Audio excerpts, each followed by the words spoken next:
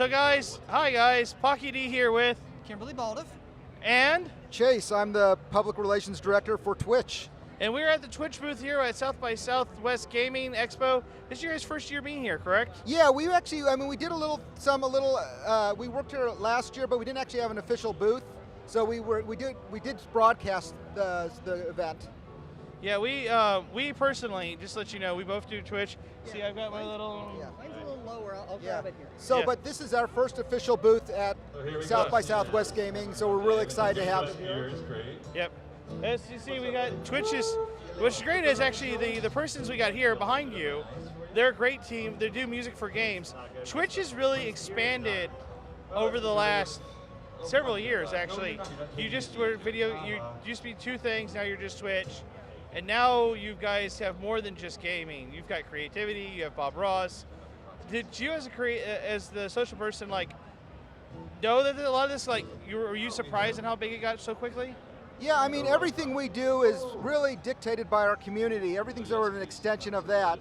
We actually, as big as we've gotten in terms of the types of content, we actually still look at it as very narrow in many ways, in the fact that we have our gaming, and then we have creative, which is all about the creative process, and that sort of encapsulates a lot of different things, like creating art with Bob Ross, creating cooking with Julia Child, and creating, composing music. So a lot of these things are all really similar in terms of how we bucket them at Twitch.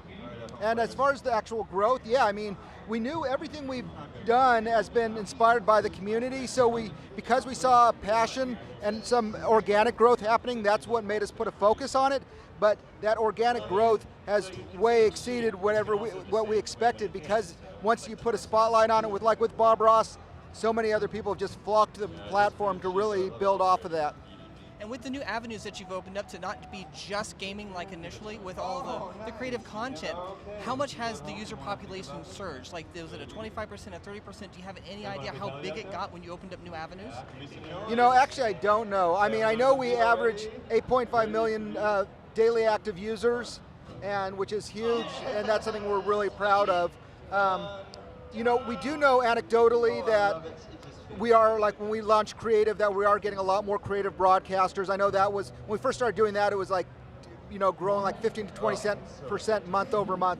So we definitely are bringing in new people, but also a lot of our creative started with our gamers. Like, the reason why creative exists is because our gamers were doing fan art of the games they loved, and we started seeing so much of that, we created just a creative channel in the gaming section for game-centric art.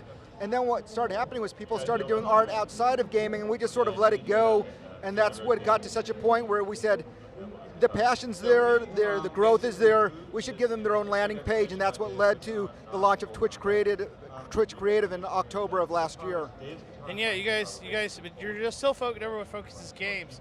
And what I love is that you guys really help the indie game community, because a lot of indie game developers, they don't have the money for marketing, and yet Twitch is the greatest marketing tool ever for them, because they get that, like, surge. It's like Papers, Please and a whole bunch of other indie games really rely on that. How does it feel to be like that big of a crucial part of the Twitch being that crucial part of the indie game development and its surge? Oh, I mean, we feel really blessed to actually be to play such a key role in the whole video game ecosystem, whether it's indie developers or whole subgenres like speedrunning or things like that.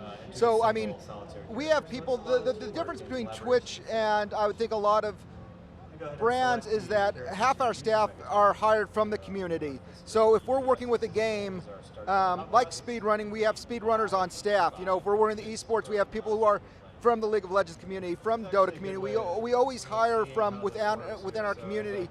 Even our community manager, our lead community manager, Aurelian, she was a popular Minecraft streamer on Twitch before we hired her. Soma, who's also was, huge with H1Z1, things like that. So our staff really understands the community because they're all from it. And so we definitely want to do right by the community. Absolutely. And trust me, you definitely have. We're part of the Twitch community now, I have to say, I knew Twitch got big when fan mods started coming out, because that's like the biggest thing ever. It's like there are now mods for Twitch to help like streamers, and that's when you made it big. Yeah, I actually had to learn a whole new set of skills to be able to put OBS into a professional streamer layout. So it's this whole thing. It's kind of like its own operating system at this particular point, which is really nice. That's great. So, expecting more things from you. Where can they find out where you guys are going to be next?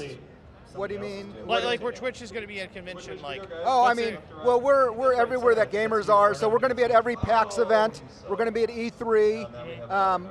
South by, obviously. So we're here at South by, but we're also international front. You know, last year sort of ushered in a whole game changer in terms of our international presence. You know, we just did the, everywhere Tokyo Game Show. We're at Gamescom. We've been for the last couple of years, but we're at EGS in Mexico, PAX Australia. We had our first official booth. We're at the Taipei Game Show, and we're going to keep doing that. So it's wherever you are in the world, Twitch is going to be there, which is great because there's so many barriers to entry when it comes to conventions. So if you can't go there, E3, for example, is industry only. PAX events, PAX Prime sells out in minutes. And then all these other events are all international that if you can't afford the flight, I love the fact that if you want to see what's happening at these conventions, if you're not here at South by Southwest, you can be watching it, at home, watching what we're doing from our stage at South by Southwest. Absolutely. Well, we got to let you go. We're having lots of fun. Chase, it's always good fun to see you again. But, I have to say this. You guys also, I have to say one last thing before we go, though. You guys end up on the news a lot. A lot of your Twitchers end up on the news, including one of my favorites, the Happy Hobbit. He made international news by being the first guy to beat a game. How does it feel to beat Twitch where it's on the news for a good reason? Like you guys like Twitch streamers. I mean, we're usually on the news for a good reason. Yes, and it feels good. I mean, so it's something we're really proud of, and we actually prefer if the stories are about our community more than about us. That's why if you look at a lot of the profiles on Twitch over the last year, you'll see that a lot of them lead up with, we were in Joe's basement and he went from being, to being a superstar on Twitch. It's because usually whenever we get interview opportunities, the first thing we say is, do you want to talk to some of our broadcasters? Yeah. And so we love when they're in the spotlight because that's the reason we do it. Every decision made at Twitch begins with a simple question, is this good for the broadcaster? That influences and dictates everything we do on a business side. Nobody ever says, hey, I got a great idea, this is going to make us a lot of money. Nobody thinks that way at our brand. It's all, hey, this would be great for the broadcaster, and then we say, okay, well, how can we make this happen? It's kind of like people look at the competitive landscape and they say, are you concerned about what this platform's doing, this one's doing? And we say, well, we're aware of what they're doing. We don't really care because that doesn't dictate the direction of our brand. We listen to what our community says. So if our community says, hey, we want HTML5, that's what we're going to focus on, which is and the next thing, big thing, we're migrating completely over to that. So anything that in the news about our broadcasters is stuff that we're proud of and we're hoping to see more of it. So yes, definitely, we will be talking to you more later on, hint there, but definitely, Chase, it's good talking to you. Kim?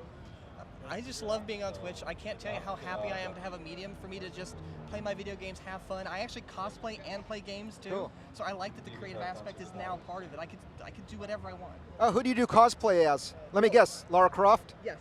Nailed it. Rise of the Tomb Raider. That was a great game, by the way. That was my favorite game of last year or this year. What year is it?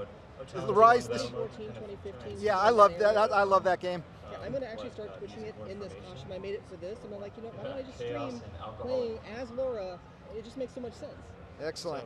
But yeah, definitely, guys, we're going to get going because we got more booths to head up. Just talk to you guys here in a bit.